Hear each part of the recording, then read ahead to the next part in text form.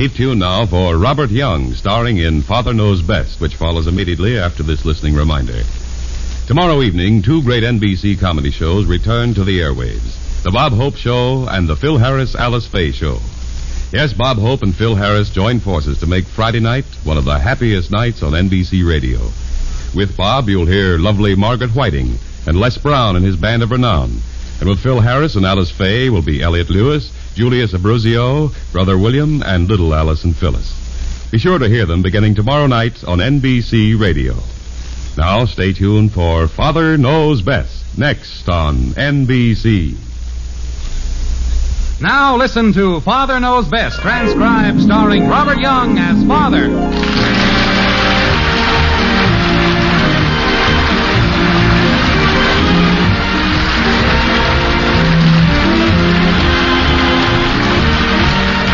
Welcome to Springfield and another half-hour visit with the folks in the White Frame House on Maple Street. Sit back and enjoy life with the Andersons, Kathy, Bud, Betty, Margaret, and Jim, as the head of this typical American household again sets out to prove that Father knows best.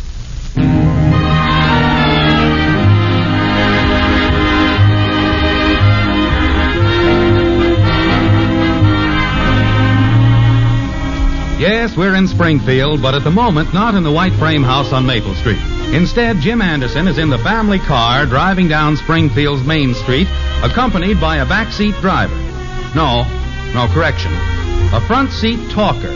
Jim's daughter, Betty. Jim is trying to do two things at once.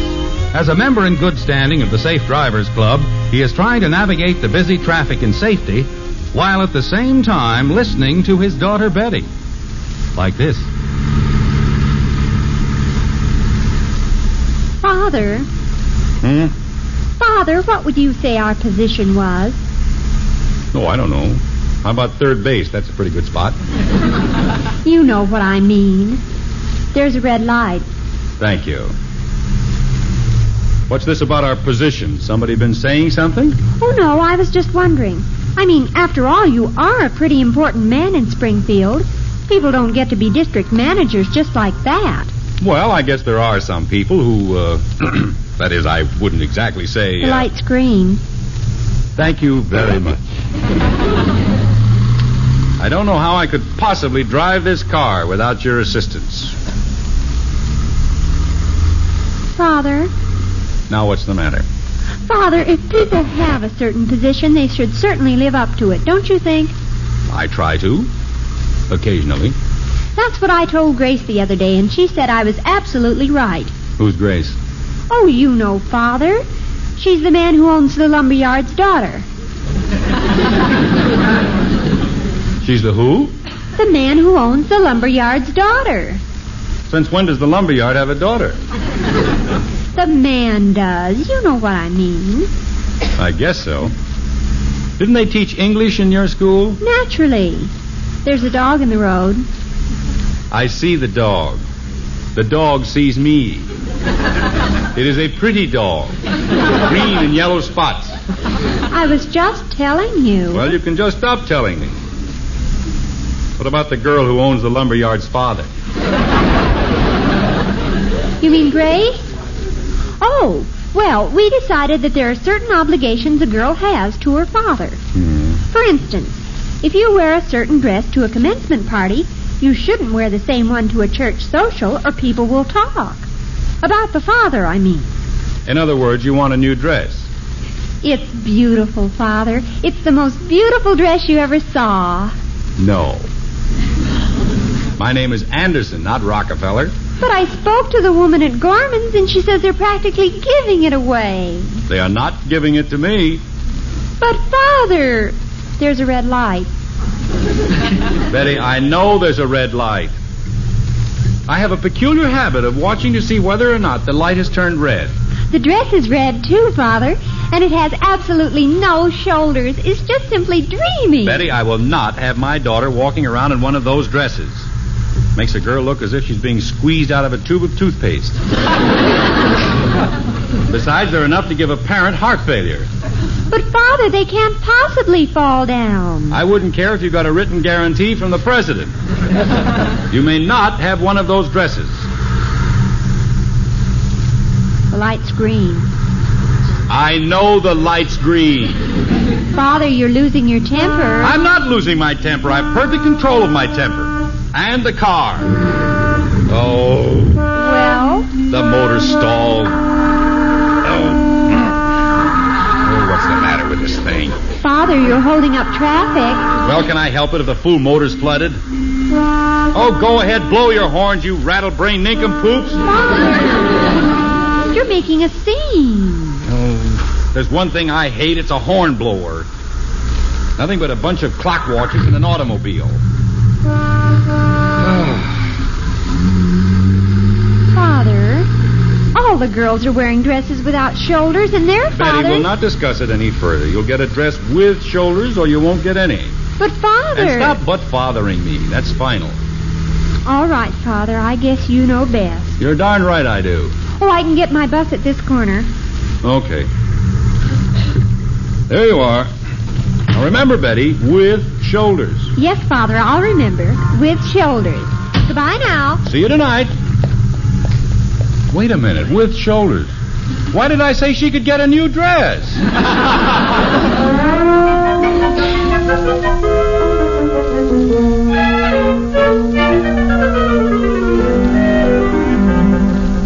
Bud. You want me, Dad? Yes, say, Bud, this lawn looks like it could stand a little trimming. How about it? Yes, sir. I'm going to get on it right now. I'll cut it like it's never been cut before. Well, let's not have anything spectacular. Just cut it. Okay, then I'll get started on the roses. I can cut them back a little, spray the bugs, give them a shot of fertilizer. Oh, and after I get through cultivating all the flower beds, would you like me to wash the car? Bud, do you feel all right? Sure, I feel fine. No temperature. Let me see your tongue. Oh, Dad, cut it out, will you? Gosh, just because I decided to do a little work around here... I still don't get it. Well, I was just reading the newspaper, and did you know that there was a minimum wage scale? 75 cents an hour. The light is beginning to dawn. And there's some talk that Congress might raise it to $1 an hour. I take it, Mr. Anderson, you are dissatisfied with your present allowance. Well, $1 a week isn't much. When I was your age, Bud, I got no allowance at all. If I needed money, I earned it. I did odd jobs around the neighborhood. I ran errands, shoveled snow, mowed lawns. Well, that's what I want to do. But for you? That's 75 cents an hour. Oh, gosh, you wouldn't want me to argue with Congress, would you? You know, Bud, I think you've got something. I have? Gee. How much time had you figured on giving us at your new low rate? Well, I figured 4 hours on Saturday and 4 on Sunday. Do you suppose you could afford that? That'd be $6 a week. I think we can manage. Oh, boy, let me have that lawnmower. I got to get started. Just a minute, Bud. Before you start the run on the Treasury, there ought to be another side to this bargain, you know. As a wage earner, naturally, you'll want to contribute something to the support of the household. I will?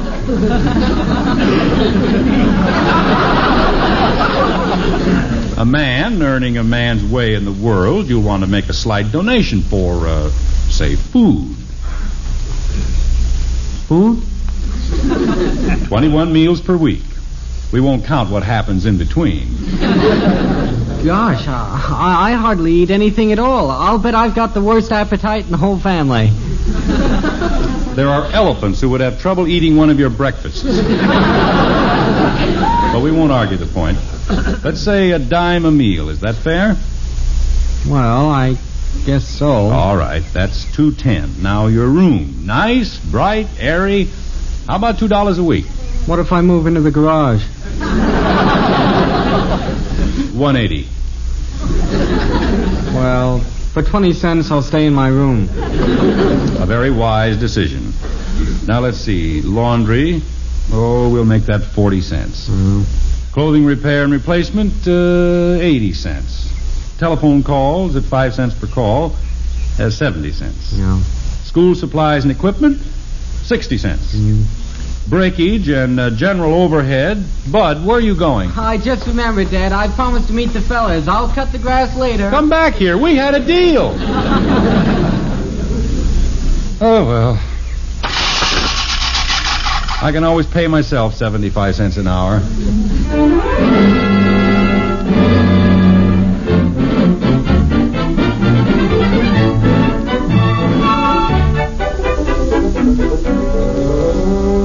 But, Daddy, I didn't mean to break the window. Kathy, my sweet little kitten, it isn't the broken window that's important. It's the fact that you continue to disregard the one thing essential to a well-ordered world.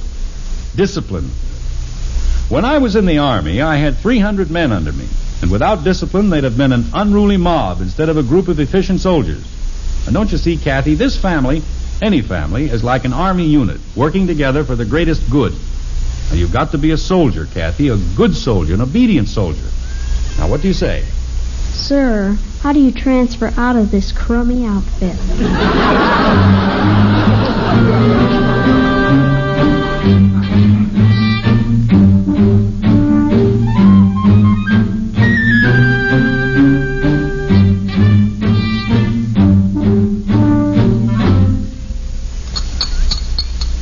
Good morning, Jim, dear. Good morning. And how are all the... Where are the kids? They're a little late this morning, dear. Would you like some waffles for a change? Margaret, I gave those children specific instructions about breakfast. Why can't they be here when they're supposed to be? Well, I guess it's partly my fault. Betty was up late last night, and I told her Morning, that... everybody. What's cooking? Bud, you interrupted your mother. Oh, I'm sorry, Mom. That's all right, dear. It's not all right. When I was a boy, we were taught to respect our elders. We spoke when we were spoken to. And what are you doing with my tie? Is this your tie? Yes, it's my tie. Take it off. Oh, but golly, Dad. I said take it off. Mommy! Mommy! What is it, Kathy? Betty won't let me in the bathroom. Come down and eat your breakfast. But I have to comb my hair. You can comb it later. I'll get it. Hello.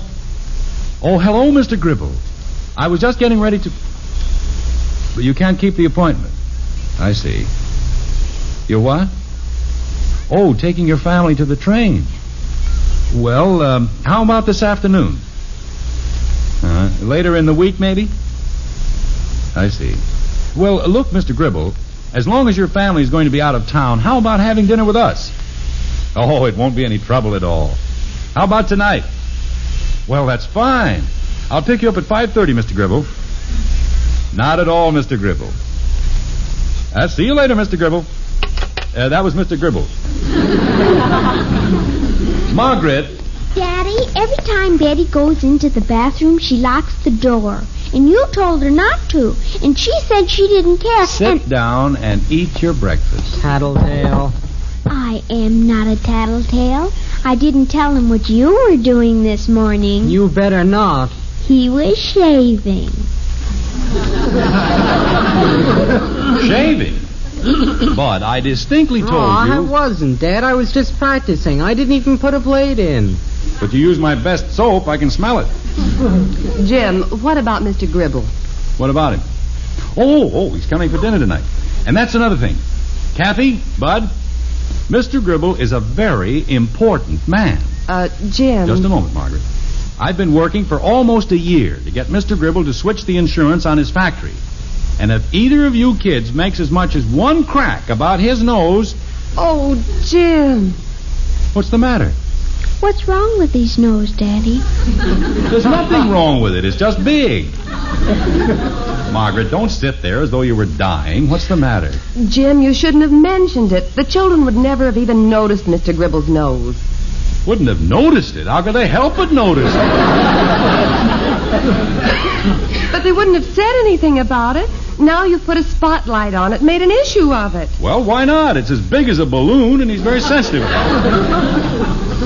Kathy? Daddy, I won't say a single word about Mr. Gribble's nose. There, you see, Margaret? But what would happen if I stuck a pin in it? Oh, yes. Father always knows best.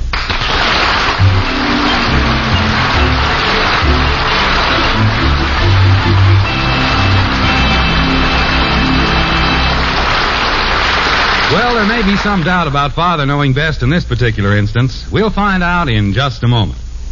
You know, a fire that is raging out of control, a fire that isn't burning in an open fireplace or a closed furnace, but a fire that is burning all over the house, destroying everything it touches. That's the fire we all live in fear of. The sound of fire engines racing by in the dead of night isn't an exciting sound. It's a frightening sound.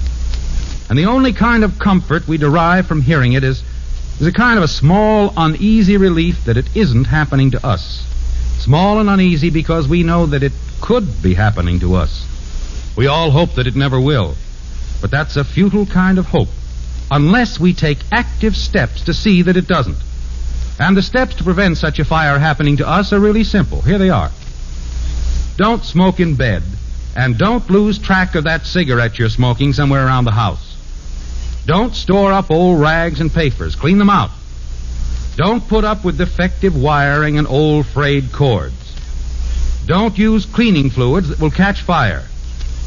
Don't leave matches in reach of small children. Just 5 steps. Follow them. If you don't, you're gambling with fire, and the odds are overwhelmingly against you.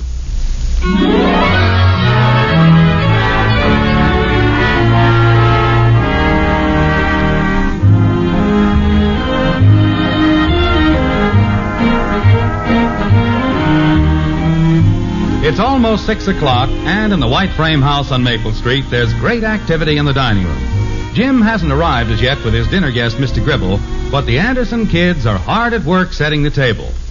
Like this. Kathy, you know better than that. The forks go on the left. Forks on the left, spoons on the right. I never saw such a bunch of superstitious people. And lay off the olives. One little olive. Bud, sometimes I wonder if it does any good. The weary hours we spend trying to make a lady of Kathleen. We could do better with a baboon. Mommy, they're picking on me again. Kathy, really? Squealer. Well, you were. All you do is pick on me. All right, Kathy. I'm coming. Now, what seems to be the trouble? Oh, it's nothing, Mom. It is so. He says I was a baboon. I did not, did I, Betty? Personally, I think Kathy could stand a zipper on her mouth. All right, that's enough of that. Well, the table looks very nice. Betty, run out to the kitchen and open another jar of olives. All right, Mother. Mommy. What is it now, Kathy?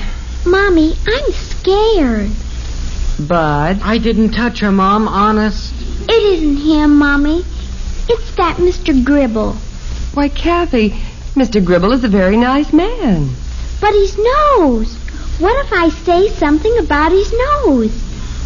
Can't we eat in the dark so I won't see it? You won't, dear. You won't even think about it. But I can't help it. I can't think about anything else. Mommy, can he really blow water through it like an elephant? Of course not. Where on earth? I was just kidding her, Mom. I didn't think she'd believe me. Oh, Mommy, I want to be good. I don't want to spoil anything for Daddy. But I'm scared. Well, you know what I told you. If you think you're going to say something, just go outside. But she couldn't do that. It wouldn't be polite. Sure it would. She could say, well, she had to put the cat out. That's ridiculous. We don't have a cat. Anyway, the whole idea is preposterous. Oh, sure. As soon as I say something, it's preposterous. Well, just wait. You'll see. Dad's counting on getting Mr. Gribble's insurance. She'll fix it so we all wind up in the poorhouse. Bud, we won't mention it again. But, Mommy, he's right. I will. I always do. Oh, why can't I go to bed? Why can't you tell him I got the measles?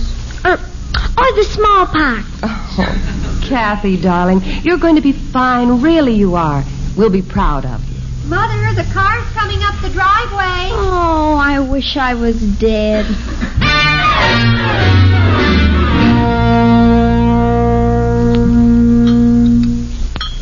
Yeah, well, that was a wonderful dinner, Miss Anderson. Really wonderful. Thank you, Mr. Gribble. Yes, sir. Margaret's a wonderful cook.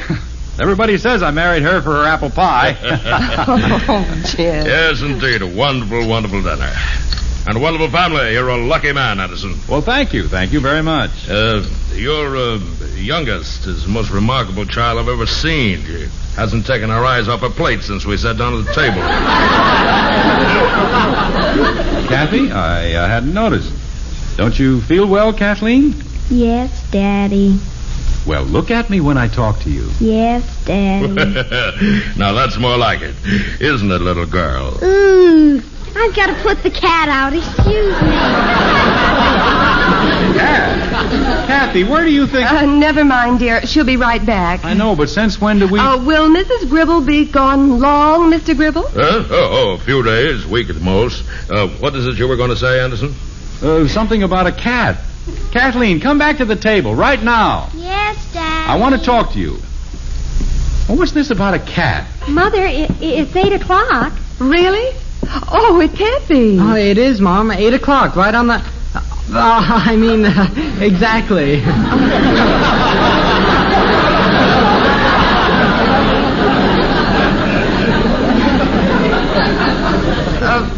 Jim, I'm sorry. Will it be all right if Betty leaves? She has that rehearsal for the church play, you know. I suppose so. Kathy, sit down and behave yourself. All right, Daddy. I'm awfully sorry I have to rush off, Mr. Gribble. Well, that's quite all right, quite all right. I used to be an actor myself when I was a boy. To be or not to be, that is the question, whether 'tis nobler in doing something from Shakespeare, no doubt, huh? No, Edmund Rostand. I'm playing Roxanne in Cyrano. Betty, you'd better go. No, just a minute, Anderson. No use rushing the girl off like that. Cyrano, huh? I don't think I know the piece. Cyrano de Bergerac. It's quite famous. Betty, you're going to be late. Oh, one of those foreign plays, huh? What's it about? Well, actually, it's a story about a man who has a very large... Feather in his hat.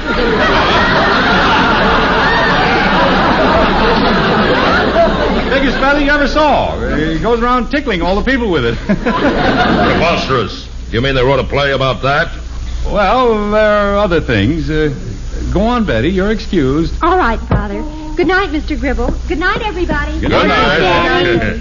Yes, sweet girl. Lovely young lady. Thank you. We're very proud of Betty. Well, you should be. You've done a good job with her. Excellent. And that isn't easy these days. You can say that again. It's tough being a parent. You worry and figure and scheme, and then when you're all through, heaven only... What's the matter?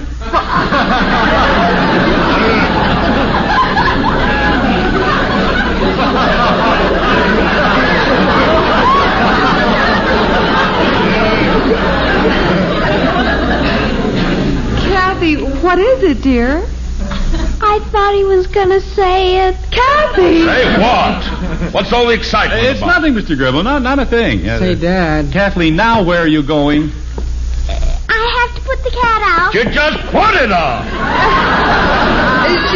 She means she wants to let it in. She wants to let what in? The cat. What cat? Dad. Our cat. Since when do we have... Hey, Dad. What's the matter with you? May I go up to my room and listen to the radio? No. Kathleen, come back here. All right, Daddy. I was just worried about the cat. Will someone please tell me what this is all about? It's amazing. Such devotion to a dumb animal. This is remarkable. Dad, I'm just sitting here and I'm going to miss the whole program. I said no. Bud, dear, your father knows best. Oh, come now, folks. We mustn't be so strict. After all, what have we elder people to offer that can compete with, what's the program you want to hear, son? Jimmy Durante. He's keen. You know, he's the fellow with the... Well, go ahead. What are you waiting for? Oh, gosh. I was just going to tell Mr. Gribble... You were going to tell me what, son? That I'm very happy to have met you. Well, thank you very much. Good night, everybody. Good night, my boy. Good night, Bud. Good night, dear. Daddy. I don't want to hear another word out of you about a cat. But Daddy. All right, Kathy. Time for bed. Oh, thank you, Mommy. Amazing child. Kiss your father good night, Kathy. Good night, Daddy. Good night, kitten. Pleasant dreams. Good night, Mommy. Good night, dear. Good night, Mr. Gribble. Good night, little girl. You're a very sweet child. Thank you. Good night, Mr. Gribble. Good night. Well, that's over. Dear, I know you and Mr. Gribble want to talk about the insurance on his factory. No hurry about that. I just wondered if I might have another piece of that wonderful pie. Oh, of course. I should have thought of it. There you are. Oh, thank you, my dear. Tell me, Mr. Gribble, about how much insurance were you thinking of carrying on your nose? What?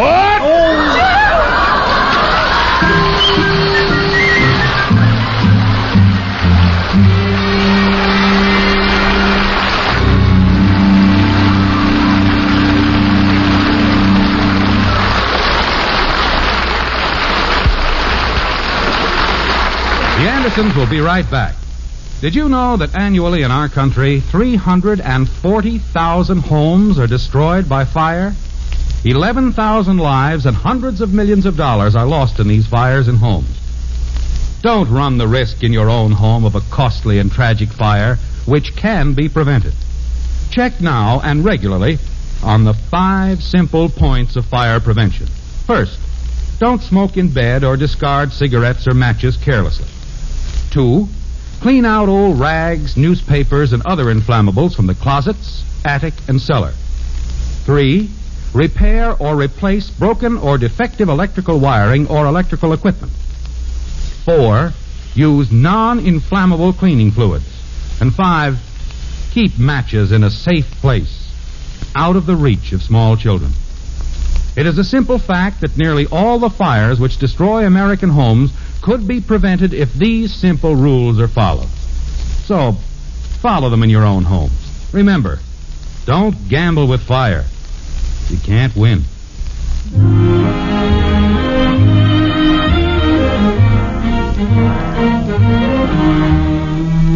A horrible night has come and gone. In Springfield, the sun is shining, the flowers are blossoming, the birds are singing. But not in the Anderson breakfast nook. Like this. Jim, you're putting salt on your eggs. Well, I like salt on my eggs. I know, dear. But don't you think you ought to take them out of the shells first? What? Oh. Well, stop staring at me, Kathleen. Eat your breakfast. Yes, Daddy. 11 months. Practically a whole year. Just wasted. Maybe it isn't as bad as you think, dear. Maybe Mr. Gribble will still take the insurance. The way he stormed out of here last night? Oh, sure. I can just see that. But, Daddy, he said... I don't want to hear another word out of you. Eat your breakfast. But, Daddy, I didn't say anything about his nose. Of course not. All you could talk about was cats. Put them out, let them in. But, Daddy, I was just trying to... Cats. Nothing but cats. If I ever hear another word about cats in this house, I'll... Hello?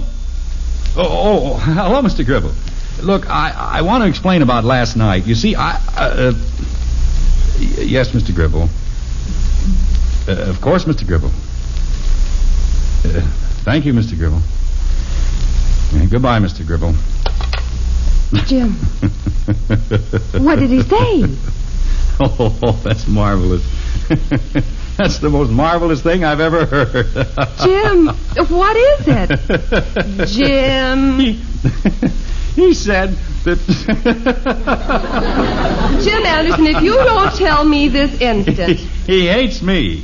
But we're getting the insurance. It's a reward for a sweet little girl who takes such good care of her cat.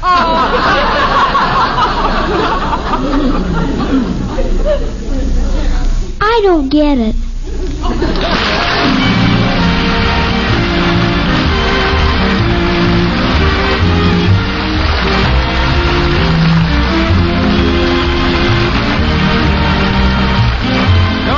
Next week when we'll be back with Father Knows Best, starring Robert Young as Jim Anderson. In our cast were Rhoda Williams as Betty, Jean Vander Pyl, Ted Donaldson, Helen Strom, and Bill Conrad.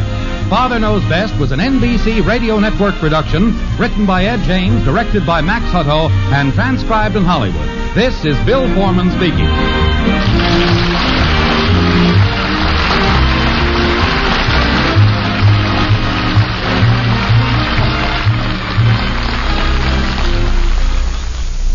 It's Ralph Edwards and Truth or Consequences next on NBC.